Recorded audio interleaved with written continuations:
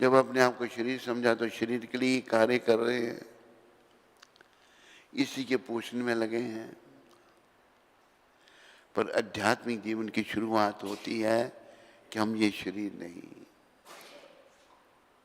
शरीर में कुछ परिवर्तन, जन्म बड़ा होता है, संतान आदि उत्पत्ति करता है, एक जैसा रहता है, वृद्धावस्था को प्राप्त हो तो मृत्यु हो जाती है। तो हम ये शरीर नहीं है, हम जीवात्मा हैं और जीवात्मा का संबंध परमपिता परमात्मा से है। जीवात्मा का संबंध ना संसार से है ना इस शरीर से है। तो वो जो आत्मा है वो अजर अमर अविनाशी है, आत्मा का कभी नाश नहीं होता। जब अर्जुन ने महाभारत के युद्ध में कहा प्रभु युद्ध करेंगे, योद्धा मर जाएंगे, स्त्रियां विधवा हो जाए, तो वर्ण शंकर पैदा होते हैं, वर्ण शंकर जो अनवांटेड, जिनकी कोई जरूरत नहीं है। तो फिर अर्जुन ने कहा कि लुप्त पिंडोदक क्रिया पिंड क्रिया समाप्त हो जाएगी, वर्ण शंकर पिंड नहीं देते बुजुर्गों को। तब परमपिता ने क्या कहा, अर्जुन नत्वे वाहुम जातु नासम ना तुम नेमे जना दीपा ना चैवा ना भविष्यामा सर्वे भयम मता परम। अर्जुन कोई समय ऐसा नहीं था जब तू नहीं था, जब मैं नहीं था, जहाँ ये राजे महाराजा नहीं थे, ये थे, ये हैं, ये रहेंगे। क्या था, क्या है, क्या रहेगा। जीवात्मा पहले भी थी, अब इन शरीरों में है, ये शरीर छूट के फिर भी जीवात्मा रहेगी।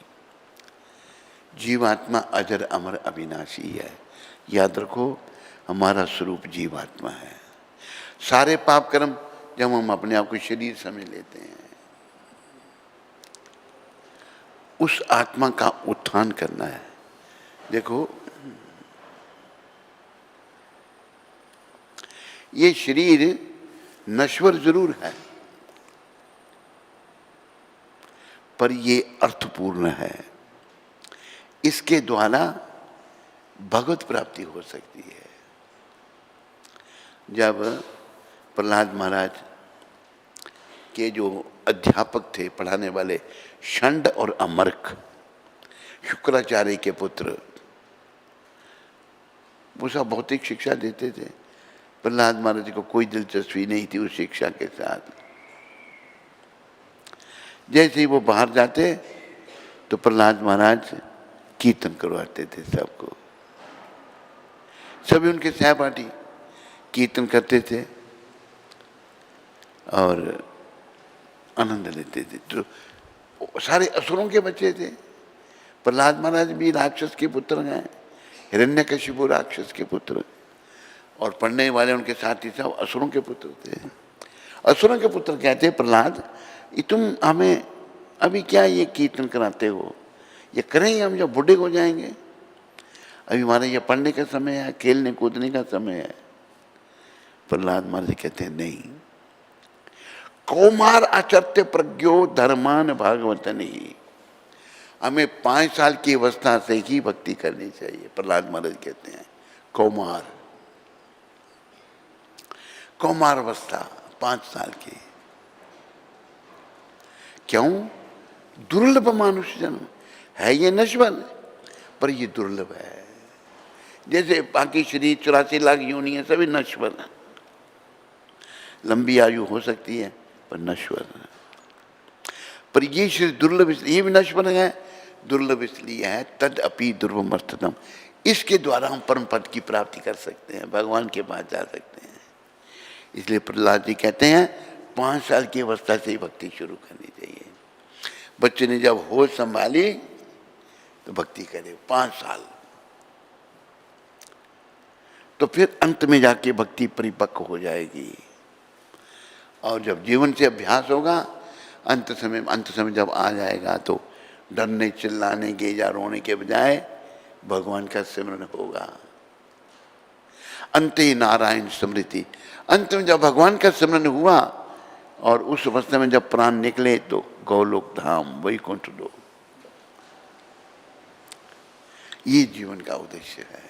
तो प्रहलाद महाराज कहते हैं हमें छोटी अवस्था से भक्ति करनी चाहिए, क्योंकि ये शरीर बहुत दुर्लभ है, ये बार बार मिलने वाला नहीं है। एक बार शरीर छूट गया फिर नहीं मिलेगा, पता नहीं मिलेगा किसका मिलेगा, पशु पक्षी का, कुत्ते बिल्ली का, हाथी घोड़े का, नहीं जानते। अभी ये शरीर मिला है तो इसका उपयोग है कि इसके द्वारा हमने केवल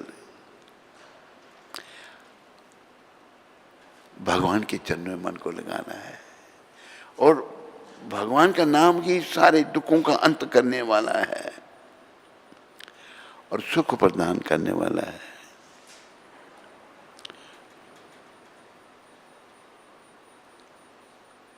और हमने क्या करना है, जीवन का सारा भार भगवान के ऊपर छोड़ना है। और थोड़ी प्रैक्टिस करें सारे मिल करके। अब छोड़ दिया इस जीवन का सब भार तुम्हारे हाथों में, सब भार तुम्हारे हाथों में। अब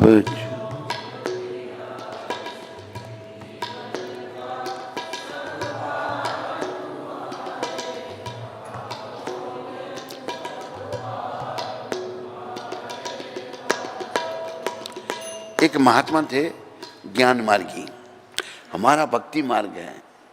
और ज्ञान मार्ग के जो महात्मा थे राजस्थान में ये प्रचार करने के अच्छे प्रवक्ता थे। एक नौजवान लड़की साथ चल पड़ी उनके, उसके साथ महात्मा जी के संबंध हो गए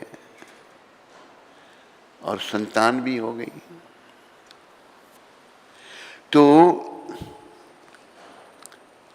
हमें अपने आप को कृष्ण के चरणों में लगाना है,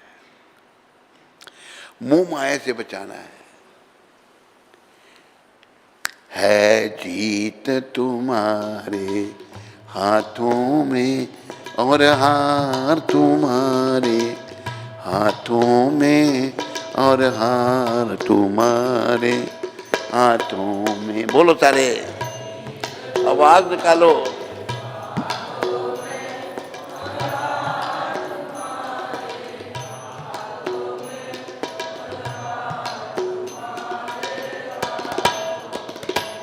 तुम आवाज क्यों नहीं निकाल रहे भाई, तो खाली ऐसे कर रहे हो। नहीं पीछे बैठे तेरे, कहाँ, बिल्कुल धीरे धीरे कर रहे हो। मेरा निश्चय बस अब एक यही, मेरा निश्चय एक बार तुम्हें पा जाऊं मैं।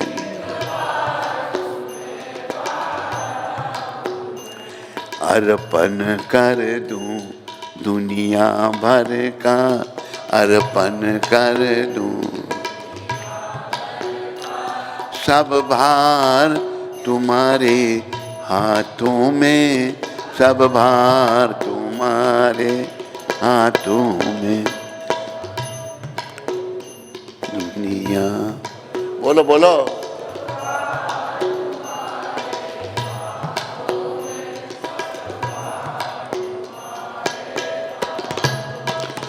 जो जग में रहूं तो ऐसे रहूं, जो जग जैसे जल में कमल का फूल रहे।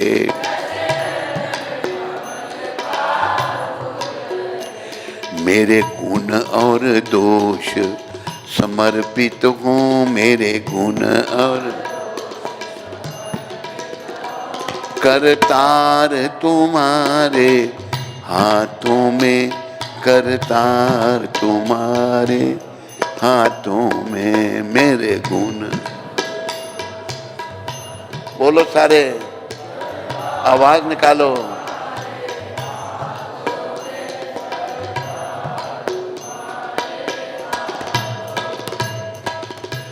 यदि मानुष का मुझे जन्म मिले, यदि तो तब चरणों का पुजारी बनूं, तो इस पूजक की एक रग का, इस पूजक की हो तार तुम्हारे हाथों में, हो तार तुम्हारे हाथों में। इस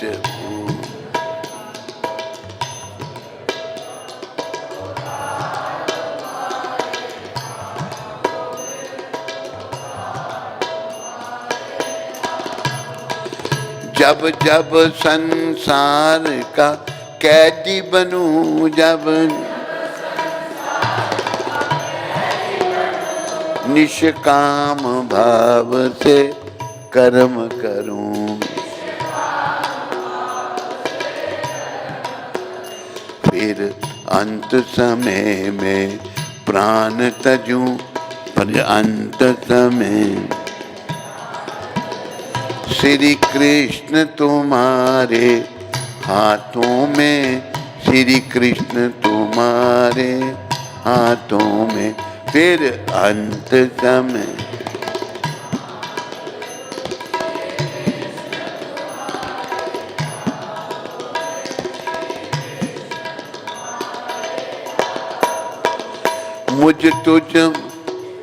मुझ में तुझ में बस भेद यही, मुझे मैं नर हूँ तुम नारायण हो,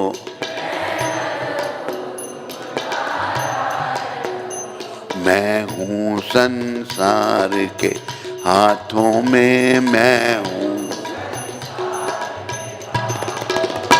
संसार तुम्हारे हाथों में,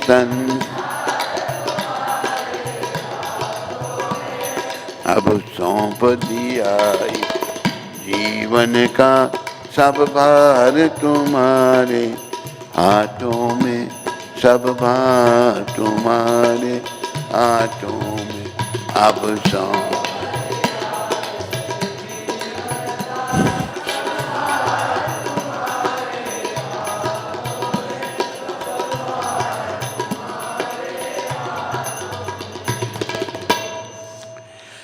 जो कुछ इस भजन में बताया है ना, यही जीवन का लक्ष्य है। हम जितने भी दुनिया में हैं या यहाँ हैं, हम भगवान से अलग होकर सुख भोगना चाहते थे, इसलिए उनसे अलग हो गए। अभी इस भजन के अनुसार हमने जीवन का भार भगवान के हाथों में सौंपना, और भगवान खुद कहते हैं सर्वधर्मान परित्यज्य मामेकं शरणं व्रज, अहम त्वां सर्व पापेभ्यो मोक्षयिष्यामि मा शुच। तू मेरे से अलग होने के कारण तूने बहुत पाप कर दिए, और मेरी शरण में आ जा, मैं तुम्हें सारे पापों से छुड़ा दूंगा और मोक्ष भी दे दूंगा। गीता में भगवान ने कहा 18वें अध्याय में, प्रभु मैं जीवन का भार आपके चरणों में सौंपता हूं,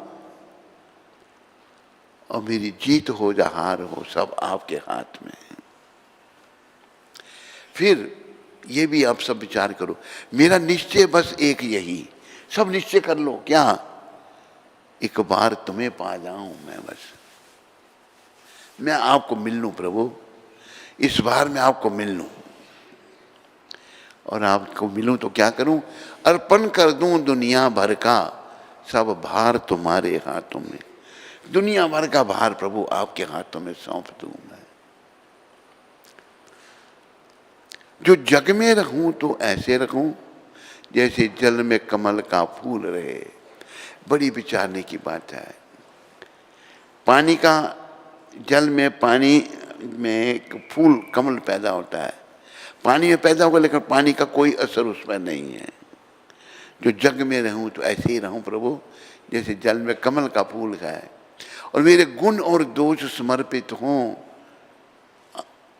करतार तुम्हारे हाथों में, ये सब कुछ करने वाले आपके हाथ में मैं सब सौंप दूं, ये भगवान ने भी कहा है। फिर यदि मानुष का मुझे जन्म मिले, कि लोग कहते हैं मुक्ति मिल जाए, मुक्ति कहने थोड़ी मिलेगी, उसके योग्य बनना पड़ेगा पहले, योग्यता तो है नहीं। अगर मुझे मनुष्य का ही जन्म देते हैं प्रभु, तो मैं आपके चरणों का पुजारी बनूं, और इस पूजक की एक एक रग का वो तार तुम्हारे हाथों में, मेरी एक एक रग का जो तार है आपके हाथों में हो प्रभु। जब जब संसार का कैदी बनूं, निष्काम भाव से कर्म करूं। मतलब संसार में मैं आ गया तो निष्काम भाव से कर्म, और कोई कामना ना हो, कोई इच्छा ना हो, निष्काम भाव से कर्म करूं। फिर अंत समय में प्राण तजूं, करतार तुम्हारे हाथों में। अंत समय में हे भगवान, मैं आपके हाथों में अपने प्राण छोड़ूं। ये जीवन की सफलता है। देखो, जीवन काल में अगर नहीं भगवान का भजन कीर्तन किया होगा, अंत समय में भगवान का सिमरन नहीं हो सकता। जैसे एक कथा है ना, एक वृद्ध आदमी था, मर रहा है वो, मरते समय जुबान बंद हो जाती है, आदमी बोल नहीं सकता, जुबान उसकी बंद हो गई, और कुछ ऐसे ऐसे कर रहा है, ऐसे ऐसे। बच्चे उसके पता नहीं क्या कह रहे हैं, पिताजी। एक ने सोचा, लगता हमारे पिताजी ने जमीन में कुछ धन पैसा गाड़ा हुआ है, जीते जी तो बता नहीं सके मर रहे हैं, अरे वही बता रहे हैं हमको। एक वो वैद्य के पास गए और वैद्य को कहा, वैद्य जी हमारे पिताजी का अंतिम समय हो रहा है, अगर उनसे कुछ बुला दो तो। कहते बुला दूंगा, मैं 300 रुपया लूंगा। उस समय 300 रुपया आज तो 30,000 के बराबर। वहां पैसे ढेले होते हैं, ढेलों की भी कीमत होती थी। ना पैसा लगता है, ना तेरा ढेला लगता है, तू राम सिमर कर देख ले ये कैसा लगता है। तो 300 रुपया दे दिया बेचारों ने, ले आए वैद्य को, उसने दवाई खिलाई, बोला है पिताजी क्या कह रहे थे अब ऐसे थे। कह क्या कह रहा था, वो बछिया जो है भारू को खा रही थी। बछिया होगी वो झाड़ू देने, भारू, उसको भारू लिखा है, खा रही थी। तुम लोग ध्यान नहीं रखते ना, सर पीटा, देखो 300 रुपया फूका, क्या खा, क्या बता पिताजी, भारू खा रही है बछिया। तो हमारा ध्यान जो है ना, अंत समय में भगवान के चरणों में लगना चाहिए। वो कैसे लगेगा, जब जब संसार का कैदी बनूं, प्रभु मैं निष्काम भाव से कर्म करूं। लेकिन लोग बड़ी बड़ी संपत्ति इकट्ठी करके छोड़ के चले जाते हैं, निष्काम, कोई कामना नहीं,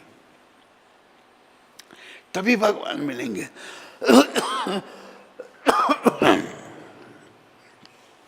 अगर सकाम भावना हुई तो वापस ले आएगी, निष्काम भावना हुई तो भगवान मिलेंगे। फिर अंत समय में प्राण तजूं, करतार तुम्हारे हाथों में। अगर मैं निष्काम भाव से मैं कर्म कर रहा हूँगा, अंत में फिर भगवान का नाम जीवन पर आ जाएगा, जीवन सफल हो जाएगा। आखिर में कितना सुंदर कहा है, मुझ में तुझ में बस भेद यही क्या, मैं नर हूं तुम नारायण हो, मैं हूं संसार के हाथों में, संसार तुम्हारे हाथों में। कितना अच्छा है। तो हमें जीवन में बस यही काम करना है।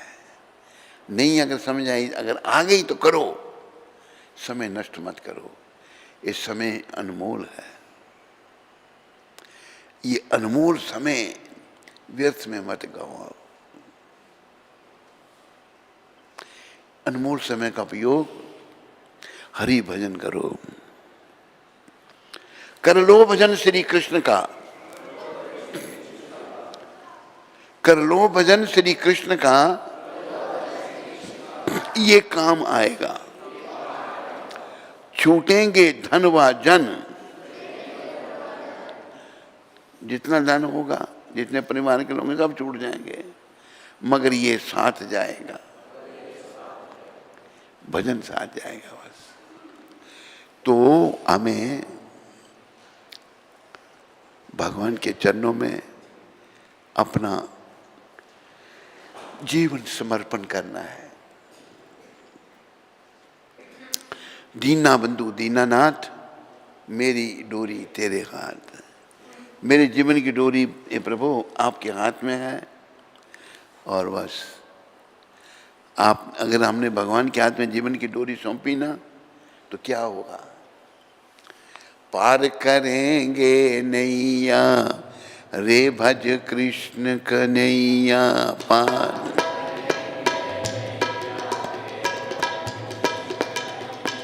पार करेंगे नैया रे भज कृष्ण कन्हैया।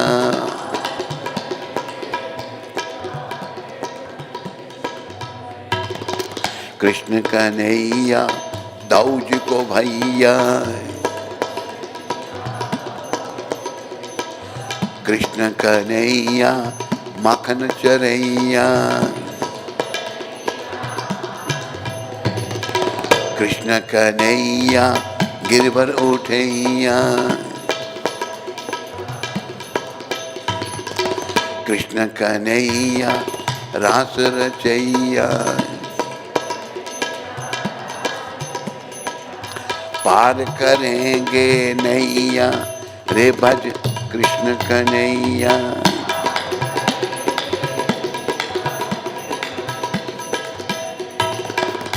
बस कृष्ण भजन से ही हमारी नैया पार होगी। यहाँ है ना कृष्ण कन्हैया माखन चोरैया, माखन चोर भगवान। एक बार कृष्ण भगवान ने अर्जुन को कहा, अर्जुन कुछ फूल ले आओ। अर्जुन के तो आगे बाग था, उस बाग की रखवाली के लिए हनुमान जी बैठे हुए थे। अर्जुन ने फूल चुने, जाने लगे तो हनुमान जी कहते हैं, ये फूल किस लिए? अपने लिए।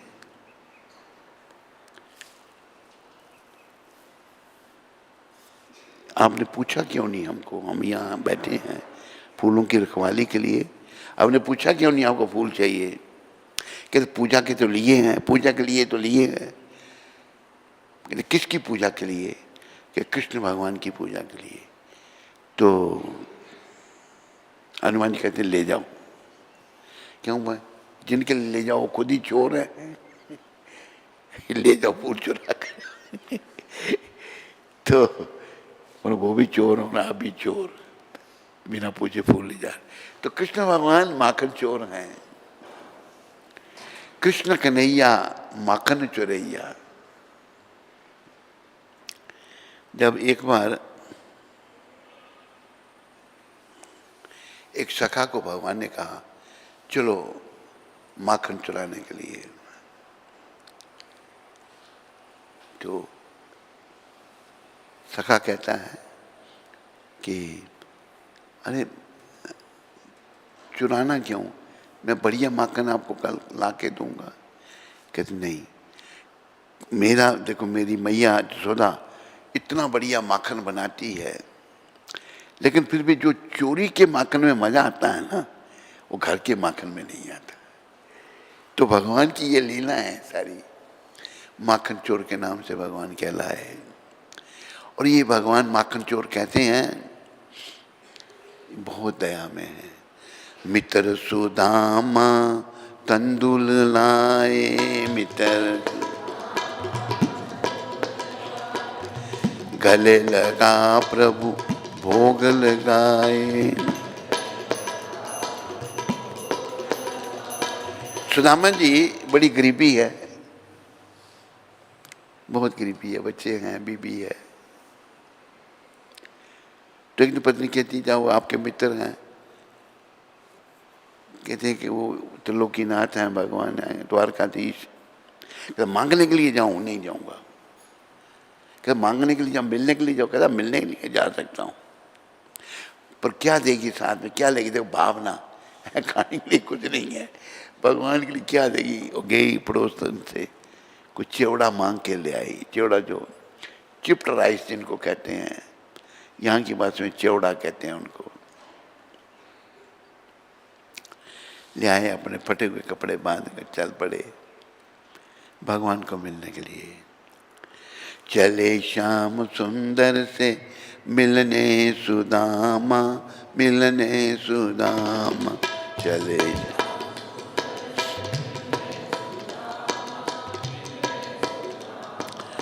गाते चलो मन में हरे कृष्ण रामा, हरे कृष्ण रामा।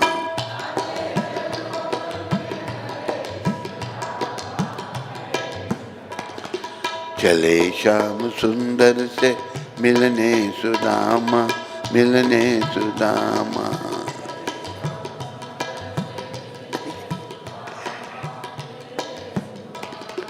हरे कृष्ण कृष्ण कृष्ण हरे हरे, हरे राम राम राम हरे हरे।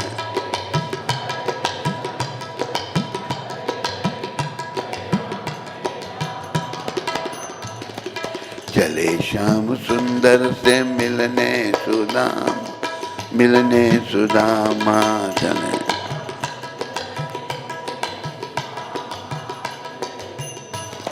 देखो, ये हमारे त्रिलोकीनाथ भगवान श्री कृष्ण हैं, उनको हम केवल भाव और भक्ति से ही प्रसन्न कर सकते हैं। सुदामा जी जब आए तो पहले वो फटे कपड़े चले गए, पाँव में जूता भी नहीं है, तो कहते भाई मैंने कृष्ण से मिला है। भैया जाओ, कौन हो तुम? मना कहते मैं बड़ी दूर से आया हूँ, मिला दो मेरे को। बड़ा समझाया, मैं बड़े, अगर वो मना करते हैं तो मैं चले जाऊंगा। तो द्वारपाल क्या, प्रभु एक ऐसा व्यक्ति आया है, फटे कपड़े हैं उसके, और वो आपसे मिलना चाहता है, और नाम अपना सुदामा। जब सुदामा का भगवान भाव में भर गए, उठे भगवान भागे, मेरा मित्र सुदामा आया है। सब हैरान, ये क्या हो रहा है? भागते हुए भगवान जा रहे हैं, सुदामा जी को गले लगा ले जाकर भगवान ले आए। भगवान ने क्या किया देखो, ये त्रिलोकीनाथ भगवान कहते हैं, सुदामा जी को अपने सिंहासन पर बिठाया और उनके चरण धोए। सुदामा जी के पाँव में जूता भी नहीं था, पाँव फट गए हैं, खून निकला हुआ है। चरण धोए, चिन्नामृत लिया, कई चिन्नामृत मेरी सारी द्वारका में छिड़क दो, आज द्वारका मेरी पवित्र हो गई। फिर उनकी इतनी पूजा सेवा की, सारी रुक्मणी आदि पटरानी सभी हैरान है, भाई क्या कैसा कौन है ये व्यक्ति जो इतना प्रिय है भगवान को। अभी बड़ा सब कुछ, तो भगवान देखो कहते हैं मेरे लिए क्या लाए हो, मेरी भाभी ने मेरे लिए क्या भेजा है। देखो क्या भगवान को किस चीज़ की आवश्यकता, पाप की। सुदामा जी क्या दें, वो चिप्ट राइस लाए हैं, चिवड़ा लाए हैं, उसको पोटली को पीछे पीछे कर रहे हैं, क्या दें भगवान तो लोकीनाथ। आकर भगवान का लाए हो, कोई छुपा रहे हो, छीन ली। बड़े भाव से एक मुट्ठी चिवड़ा खाया, एक लोग का रज, दूसरी मुट्ठी खाया, दो लोग, तीसरी खाने लगे तो रुक्मणी ने छीन लिया कि हमें भी दोगे कुछ, ये सब आप खुद ही खा जाओगे। तो भगवान भाव और प्रेम के भूखे हैं। सुदामा जी का बड़ा भाव था, उनको क्यों गरीबी भोगनी पड़ी बचपन से, बचपन में उनकी एक गलती हो गई। जब वो छोटे थे तो दोनों इकट्ठे सांदीपनी मुनि के आश्रम में उज्जैन में पढ़ते थे, कृष्ण सुदामा दोनों। एक दिन सुदामा जी अपना सबक भूल गए। जो सबक भूल जाता था तो उसको जंगल से जाकर लकड़ियाँ लानी पड़ती थी। कृष्ण भगवान भी जानबूझकर अपना सबक भूल गए, तो दोनों को भेज दिया। और गुरु पत्नी ने, संदीपनी मुनि की पत्नी ने चिवड़ा बांध दिया, कहती ये खा लेना। सुदामा जी ने अपने कपड़े में बांध लिया, जंगल में गए, आंधी तूफान बारिश आ गई, दोनों वृक्ष पर चढ़ गए। तो भूख लगी सुदामा जी को, सुदामा जी को भूख लगी, चिवड़ा दोनों को खाना था आधा आधा, सुदामा जी कृष्ण के हिस्से का भी खा गए। कृष्ण भगवान ने मांगा तो कहा वो मुझे बड़ी भूख लगी थी, वो भी मैंने खा लिया। उसका ही दोष उनको लगा, इतनी गरीबी हो गई, बड़े गरीब हो गए सुदामा जी। लेकिन उनकी भक्ति वैसी ही है, अनन्य भक्ति है। अनन्या चिंतयन्तो माम ये जना परिपासते तेषम नित्याभियुक्तानाम योग क्षेम बहामियम। अनन्य भाव से जो भगवान की भक्ति करता है ना, भगवान उनका पूरा ध्यान रखते हैं, योग क्षेम उसका वाहन करते हैं। तो भगवान ने जो है सुदामा जी की बड़ी सेवा की और उनके चरण धोए, चरणामृत लिया। कुछ दिन रुके सुदामा जी, अब फटे कपड़े पहन के आए, जब अच्छे कपड़े पहना दिए, वापस जाने को गए तो भगवान कहते हैं रास्ते में चोर ठग बहुत हैं, तो कपड़े आप वही पहन लो जो पहन के आए थे, ताकि चोर उनको तंग ना करें। सुदामा जी सोचने लगे दिया लिया तो कुछ भी नहीं, जो कपड़े पहनाए थे वो भी उतार लिए। आ गए सुदामा जी वापस। जब आए आगे तो क्या हुआ, वहाँ देखा उन्होंने कि उनकी झोंपड़ी की जगह सुंदर महल बना हुआ है। सोचने लगे क्या हुआ साहब, पत्नी ने 16 श्रृंगार किया हुआ, दासियों के साथ वो आई कि कौन हो तुम, प्राणनाथ में आपकी पत्नी, ये सब क्या है? कहते बस जिनके पास आप गए थे सब उन्होंने ही कर दिया, सब उसके लीला। तो सुदामा जी जो हैं उनका भगवान ने इतना ध्यान रखा। तो भगवान याद रखो भाव और भक्ति के हैं, और भाव हम सबके अंदर है, लेकिन वो बट गया है संसार में। हर ओर से भाव को हटा करके कृष्ण के चरणों में लगाना है। मित्र सुदामा तंदुल लाए, मित्र सुदामा गले लगा प्रभु भोग लगाए।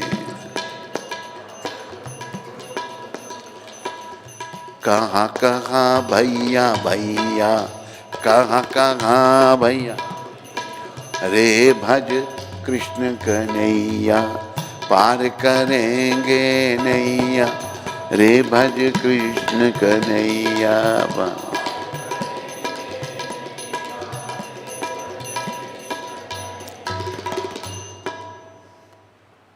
कृष्ण कन्हैया कैसे हैं? अर्जुन का रथ रन में हांकार,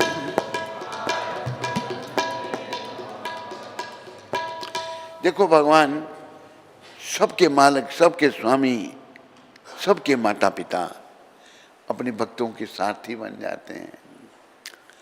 जब महाभारत का भी युद्ध होने वाला था, शुरू नहीं हुआ था, तो दुष्ट दुर्योधन को उसके मामा शकुनि ने कहा भांजे जल्दी जा कृष्ण के पास मदद मांगने के लिए।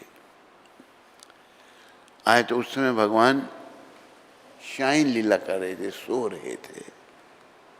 दुर्योधन आकर भगवान के सर के पास बैठ गया।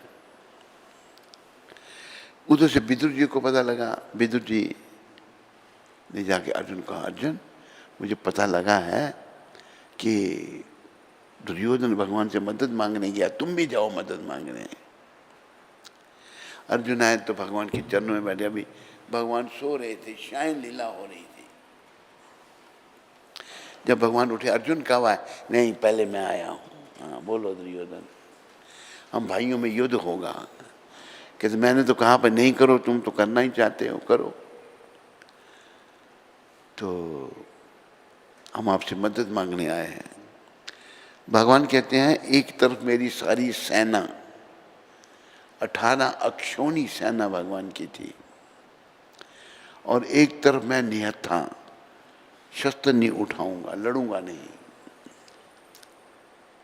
अर्जुन झट सेना मांगने लगा। भगवान कहते हैं अर्जुन नहीं, दुर्योधन सेना मांगने लगा। भगवान कहते दुर्योधन अर्जुन तेरा छोटा भाई है, इसको पहले मांगने दे।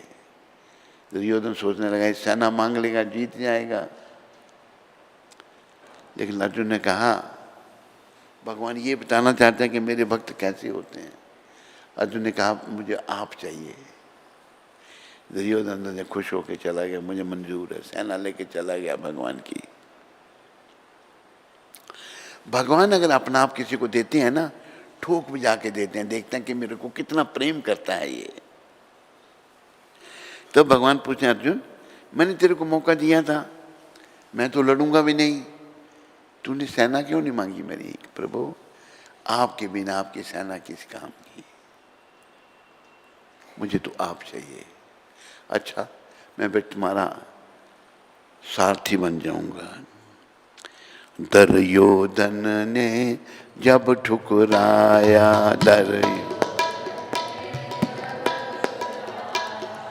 अर्जुन शरण कृष्ण की आया। अर्जुन सारथी कृष्ण मुरार, सारथी कृष्ण होवे सच्चा प्यार, क्यों न मिले कन्हैया।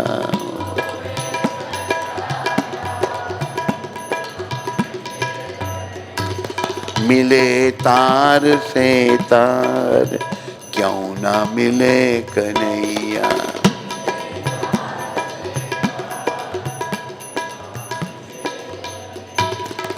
जे तू भजन करे दिन राती,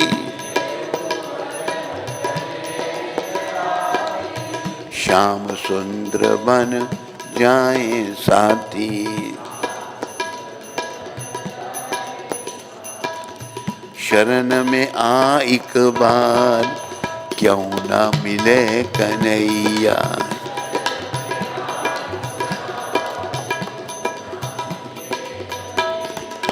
होवे सच्चा प्यार, क्यों न मिले कन्हैया।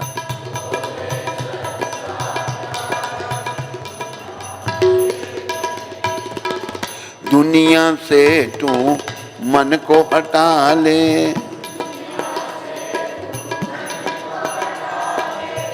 हरि चरणों में मन को लगा ले।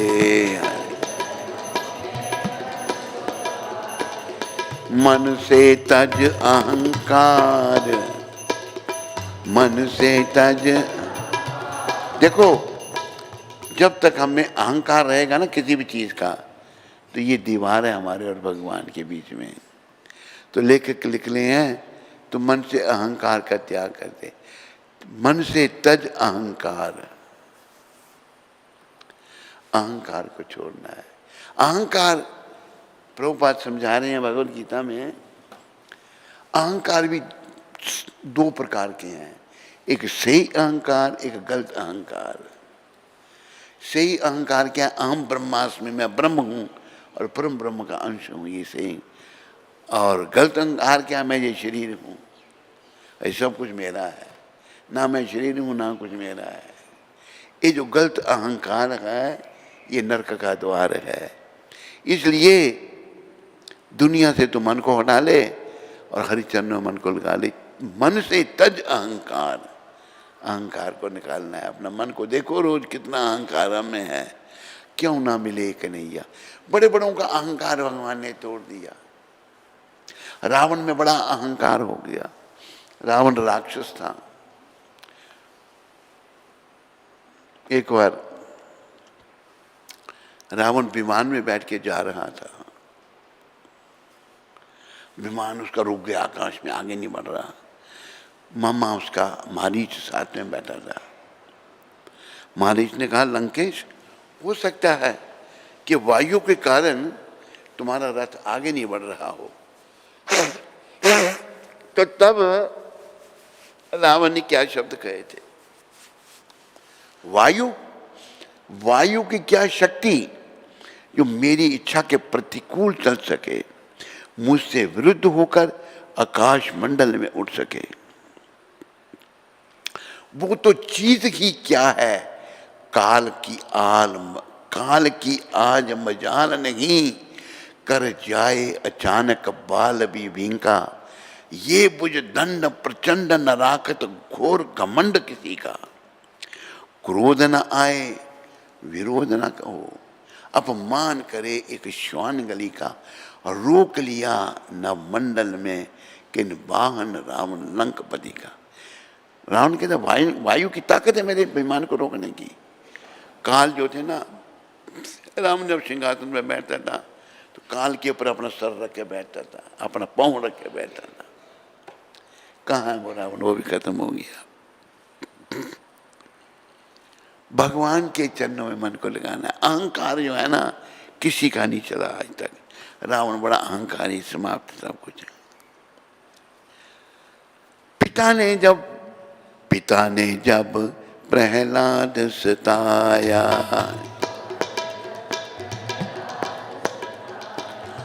और अग्नि का खंभ तपाया, और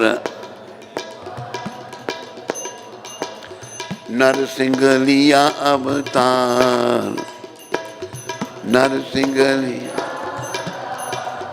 क्यों ना मिले कन्हैया, क्यों ना मिले होवे सच्चा प्यार, क्यों ना मिले कन्हैया।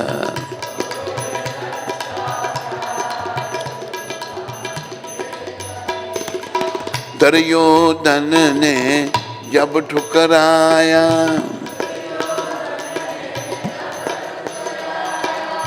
अर्जुन शरण कृष्ण की आया।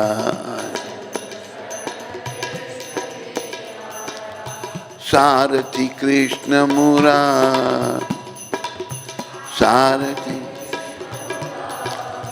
क्यों ना मिले कन्हैया। देखो दुर्योधन ने टकराया, अर्जुन तो भगवान की शरण में ही थे, भगवान सारथी बन गए। भगवान मिलना चाहते हैं, सबको मिलना चाहते हैं, लेकिन योग्य बनाना पड़ेगा अपने आप को भगवान के मिलने का। लड़का लड़की को मिलना चाहता है, लड़की लड़के को मिलना चाहती है। एक लड़की मिलने के लिए अपने लड़के का प्रतीक्षा कर रही है। जो कोई बेचने वाली थी उधर, लड़की खुद सुना रही मेरी, कहती बेटी तू प्रतीक्षा जिसकी करे वो तो आया नहीं आज, अभी तू घर जा अपने। लड़के जैसे शादी की, ये लव मैरिज बिल्कुल बेकार। दिन रात लड़ते हैं आपस में, लड़ाइयाँ ही लड़ाइयाँ, झगड़े लड़ाइयाँ झगड़े। तो हमें इन चीजों से दूर हटना है। लड़की का आकर्षण, लड़के का आकर्षण, हमें भगवान की ओर आकर्षित होना है। और एक वन में बैठी बिलनी माई, वन में राम नाम की लगन लगाई। दर्शन अवध कुमार, दर्शन क्यों ना मिले कन्हैया, क्यों ना मिले। जोगी जागे भोगी सो में, भक्त प्रभु के प्रेम में रोमे बन। जागे जपे मुरार, जागे क्यों ना मिले कन्हैया, क्यों ना मिले होवे सच्चा प्यार, क्यों ना मिले कन्हैया। तो को बिलेनी बेचारी वन में बैठी है, राम नाम की लगन लगा करके। राम जी ने दर्शन दिए जाके बिलेनी को। उस जंगल में बड़े ऋषि मुनि बैठे थे, किसी के पास नहीं गए भगवान।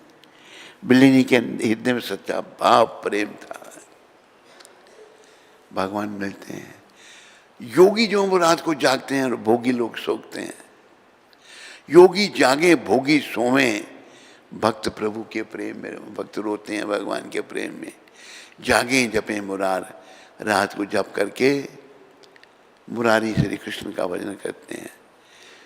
कृष्ण मुरारी गिरवरधारी, कृष्ण मुरारी गिरवर, कृष्ण मुरारी गिरवरधारी, गिरवरधारी कृष्ण मुरारी गिरधरधारी।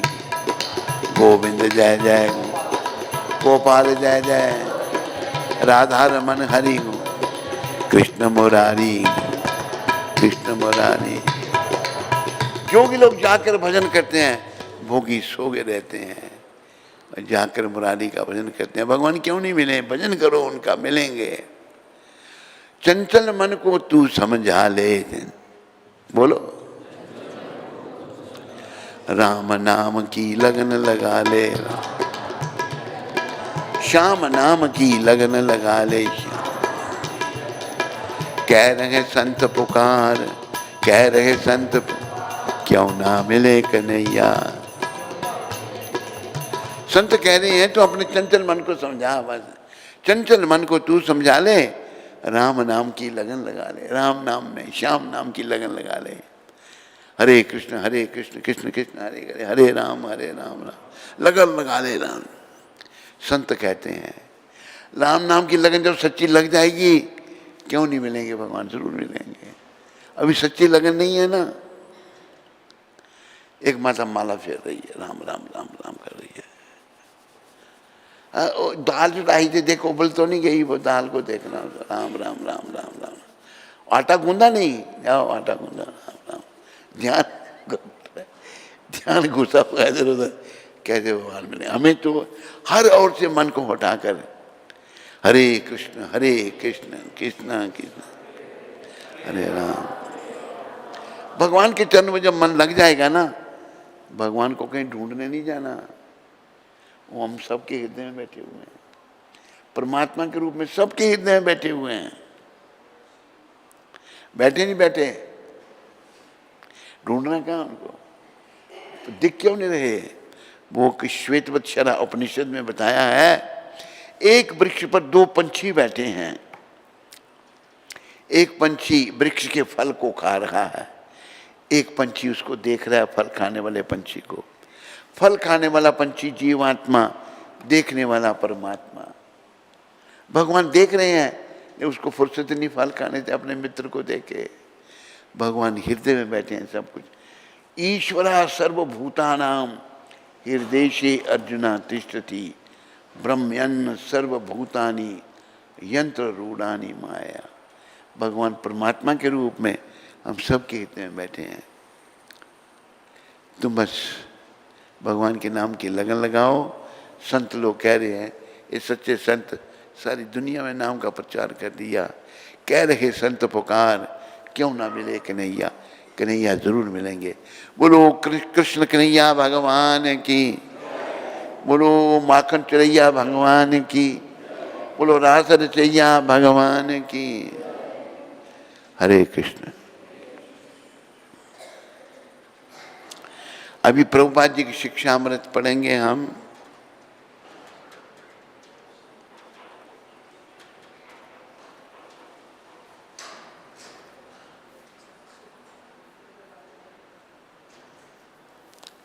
आज कितनी तारीख है? 25 तारीख है। और ये शब्द प्रभुपाद जी ने टोक्यो में कहे थे। 25 तारीख को टोक्यो में ये शब्द कहे थे प्रभुपाद जी ने। समस्या यह है कि कई बार श्री कृष्ण का आशीर्वाद बिल्कुल उल्टा होता है। समस्या, आशीर्वाद भगवान का उल्टा होता है। श्री कृष्ण सब कुछ छीन लेते हैं सब कुछ। तो उस समय लोग नास्तिक बन जाते हैं। जब सब कुछ छीन लिया तो वो नास्तिक बन जाता है। लेकिन ये भी भगवान का आशीर्वाद है। अभी जैसे नरसिंह मेहता की बात मुझे याद आई, गुजरात में हुए। कोई गुजराती भाई है इधर? हाँ है। नरसिंह मेहता की पत्नी मर गई। किसी की पत्नी मर जाए तो रोते हैं ना लोग। अभी एक हमारे जान पहचान की दिल्ली में उसकी पत्नी मर गई, फोन किया, रो रहा है बेचारा, मैं अकेला पड़ गया, पत्नी मर गई मेरी। रो रहा था। नहीं वो क्या नाम था उसका, सुभाष निगम। हमने कहा भाई रो मत, तू हमारे पास आ जा, यहाँ रहा है तुम। अच्छा सोचता हूँ, रो रहा है, जारो जार रो रहा है। तो जब नरसिंह मेहता की पत्नी मर गई, भाई तेरी पत्नी मर गई, नरसिंह मेहता क्या कहते हैं, उन्हीं के शब्द सुनो। भलो थयो भांगी जंजाल, भलो थयो सुख से भसो श्री गोपाल। पत्नी मरी के तो मर गई, जंजाल खत्म हुआ, अभी आराम से मैं ठाकुर जी का भजन करूंगा। ये नरसिंह मेहता के शब्द हैं। और क्यों बंद कर रहा है उसको? अच्छा कर दे बंद भाई, बड़बड़ हो रहा है। भलू थयो भांगी जंजाल, सुख से भसो श्री गोपाल। भगवान ये भी कृपा होती है, जब सब कुछ छीन लेते हैं भक्त खुश होते हैं, चलो गए, बहुत झंझट ना गया सब कुछ। तो उस समय लोग नास्तिक बन जाते हैं, लेकिन नास्तिक नहीं बनना, ये भगवान की कृपा है। मुंह माया फंसा हुआ जीव जो है भगवान को नहीं बचता। हमने भगवान का भजन करना है। बोलो कृष्ण भजन की। मन रे हरि गुण गा, मन रे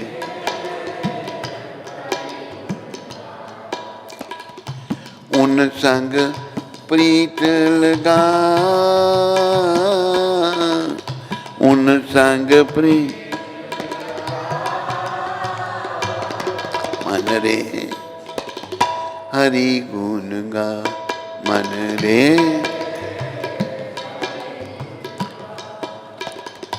जिनकी कृपा से अहल्या तर गई,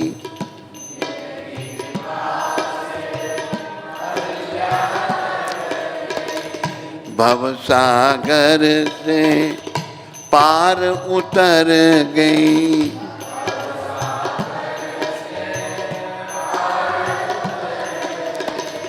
उन संग प्रीत लगा,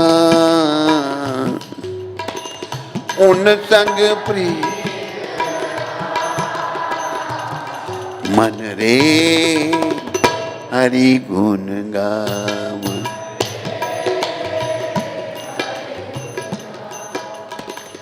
जिनकी कृपा से अमर भई मीरा, जिन्हें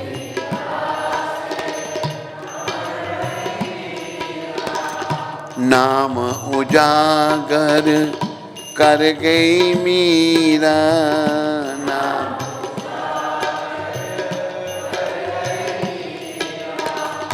उन संग प्रीत लगा।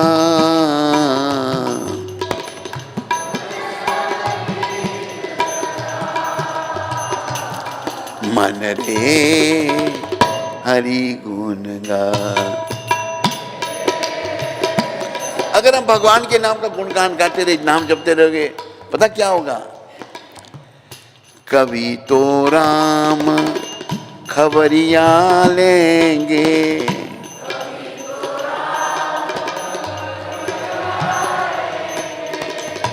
कभी तो श्याम खबरिया लेंगे,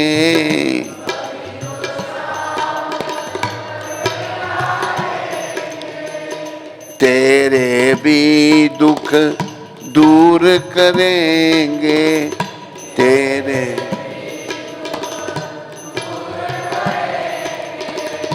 दुखों से मत घबरा, दुखों से मत। मन रे हरि गुण गा, मन रे। बस भगवान के नाम का गुणगान करो, जैसे जैसे भी हो, धीरे धीरे सब कुछ अच्छा होगा।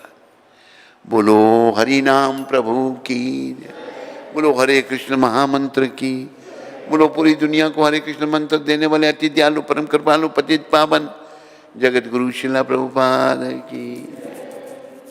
हरे कृष्ण। मंजुला गर्ग माता बेंगलोर से। मंजुला गर्ग। हाँ। गुरु महाराज जी के चरणों में कोटि कोटि प्रणाम। आज 2 महीने हो गए महाराज जी को मैंने पहली बार क्या आज 2 महीने हो गए 2 महीने महाराज जी को मैंने पहली बार प्रवचन 23 फरवरी को सुना था। उसी दिन से मैंने आप अपने जीवन में कई सकारात्मक परिवर्तन देखे। महाराज जी आपकी कृपा से उसी दिन से मैं घर में मंगल आरती करने लगी हूँ और 16 माला से बढ़कर 21 माला हो गई हैं। समय अधिक होता है तो गिनती नहीं कितनी भी हो जाती हैं। अब महाराज जी कृपा कीजिए, मुझे गुरु दीक्षा प्रदान कीजिए। आपकी पुत्री मंजुला गर्ग, बेंगलोर। मंजुला बेटी, तेरी अभी 23 माला हो जाती है, 32 कर दे। और दीक्षा के लिए तुम मधुप्रिया को संपर्क कर, ये बताएगा सारी विधि तुम्हें कैसे करना है। बहुत अच्छा, तेरी लगन लग गई है तो अच्छा है। यही हमारा आंदोलन है। लगन लगी, ऐसी लागी लगन मीरा हो गई मगन। मीरा वो तो गली गली हरि गुण गाने लगी। वो तो गली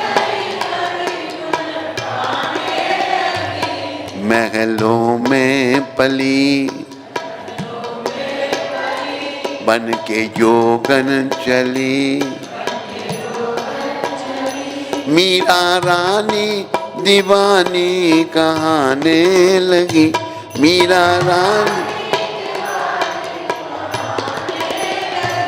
ऐसी लागी लगन, ऐसी लागी लगन, ऐसी। कोई रोके नहीं, कोई टोके नहीं।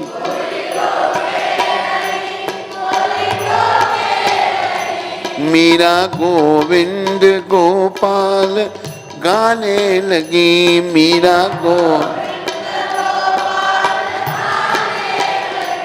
बैठी संतों के संग रंगी मोहन के रंग। बैठी मीरा प्रेमी प्रीतम को मनाने लगी। मीरा वो तो गली गली हरि गुण गाने लगी। ऐसी लागी गाने, ऐसी लागी लगन मीरा हो गई मगन। वो तो गली गली हरि गुण गाने लगी। ऐसी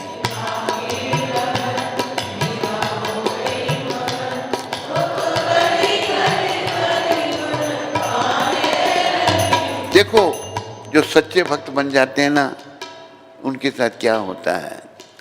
राणा ने विष दिया मानो अमृत पियारा।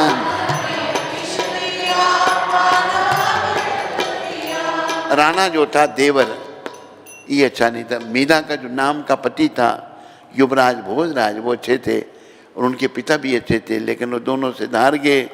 राणा राजा बना तो वो अच्छा नहीं था। और ननंद और सास तीनों बड़ा कष्ट देने लगे।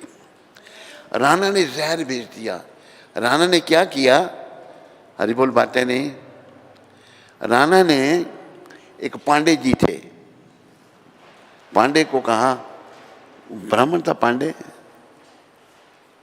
पांडे कभी कभी गांडे भी हो जाते हैं, पर ये पांडे जो ब्राह्मण था, इसको कहा, देखो पांडे जी, ये जहर ले जाओ, मेरे को कहनी चूर्णामृत है। पांडे को नहीं सुननी चाहिए थी बात। ले गया जहर, जहर ले गया और कहा कि ये चूर्णामृत है। मीरा जी समझिए जहर लेकर पी लिया। राणा ने प्याला जहर का मीरा को पिला दिया। पावन हरि के नाम ने वह अमृत बना दिया। ये है नाम का प्रताप। राणा ने विष दिया मानो अमृत पिया।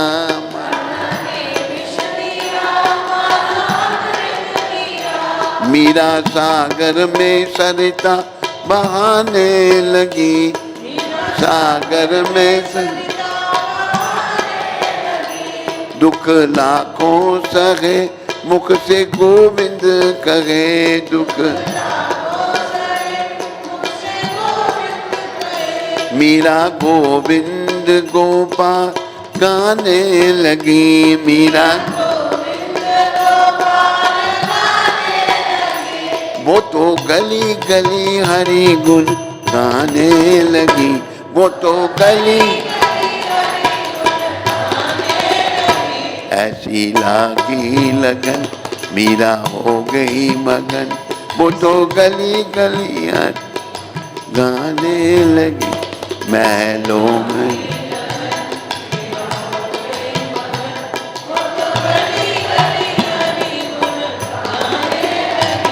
महलों में पली बन के योगन चली, मीरा रानी दीवानी कहाने लगी। महलों में बन के योगन चली, मीरा रानी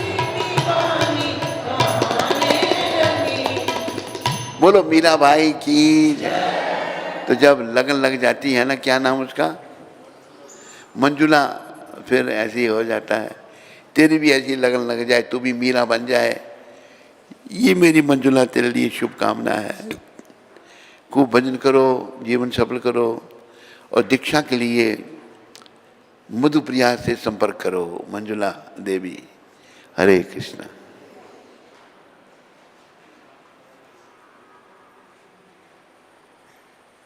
हरे कृष्णा। तो गुरु महाराज जी का बहुत बहुत आभार, जो नित्य हमें अपने अमृतमय वचन से हमारे कलमलों को धोते हैं। तो सभी लोग 3 बार हरि बोल बोल के महाराज जी का आभार व्यक्त करेंगे। हरि बोल, हरि बोल, हरि बोल। बोले सद्गुरुदेव महाराज की, जगत गुरु श्रील प्रभुपाद की। तो गुरु महाराज के अच्छे स्वास्थ्य और दीर्घ आयु के लिए हम प्रार्थना करेंगे। कृष्णाय वासुदेवाय हरे परमात्मने प्रणतक्लेशनाशाय गोविंदाय नमो नमः। कृष्णाय वासुदेवाय हरे परमात्मने प्रणतक्लेशनाशाय गोविंदाय नमो नमः। बोले सद्गुरुदेव महाराज की जय, जगत गुरु श्रील प्रभुपाद की जय। तो आज के प्रसाद का आयोजन लखनऊ से श्रीमान रोहित मिश्रा जी हैं, जो जिनके सुपुत्र का कल जन्म दिवस था। तो रोहित मिश्रा कौन से आई है? जो हमारी मासी है उसका दामाद। अच्छा, उनके दाम, वो जो आपसे मिलने आए थे लखनऊ में। अच्छा अच्छा। उनके बेटे, उनका बेटा अमित विक्रम मिश्रा, उसके जन्म दिवस के उपलक्ष्य में उन्होंने रखा। तो उनका और उनके परिवार का श्रील प्रभुपाद आश्रम उधमपुर के सभी भक्तों की ओर से बहुत बहुत धन्यवाद। हरि बोल। चलो, आज का प्रसाद खुशबू बहुत छोड़ रहा है जी।